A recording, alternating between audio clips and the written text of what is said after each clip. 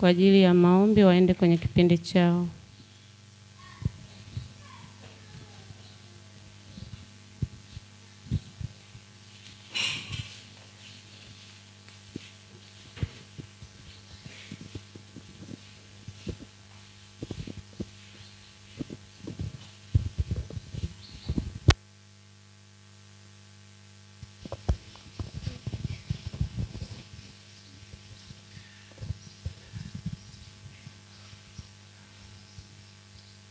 Haya, kanisa wote kwa pamoja tuombe kwa ajili ya watoto wetu.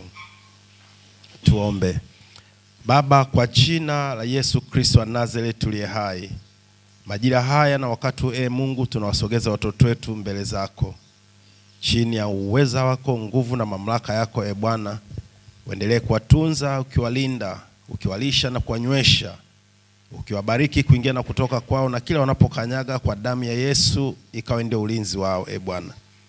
Wanapokwenda mashuleni Jumatatu mpaka siku ya Ijumaa, wanapita sehemu mbalimbali, wanakula vitu mbalimbali, kawatunze na kuwalinda. Malaika wako wazamu wasilale kwa ajili ya hawa watoto.